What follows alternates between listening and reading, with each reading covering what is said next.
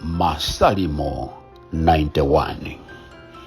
Iye amene akhala pansi ngaka yake ya wamwambamwamba adzagonera mu mthunzi wa wamphamvu yonse.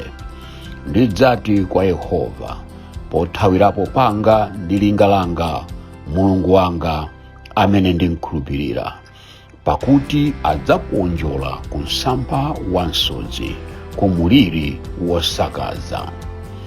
Adzakufungatira ndi nthenga zake, ndipo udzathawira kunsi kwa mapiko ake. Choonadi chake ndicho chikopa chotchinjiriza. Sudzaopa choopsa cha usiku, kapena muvi wopita usana, kapena muliri woyenda mu mdima, kapena chiwonongeko chakuthera usana.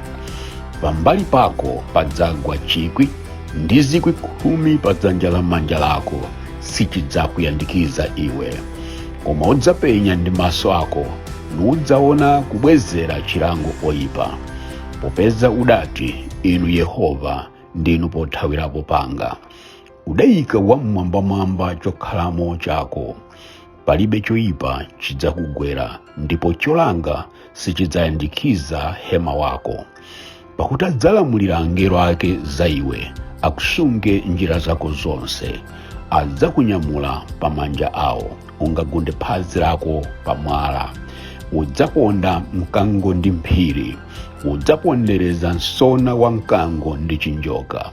Popeza andikondadi, ndidzampulumutsa, ndidzamkweza mmwamba, popeza adziwa dzina langa. Adzandifuwulira ine ndipo ndidzamuyankha.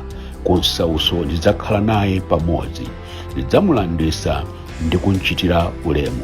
Ndidzamkhutitsa ndi masiku ambiri ndi kumuonetsera chipulumutso changa.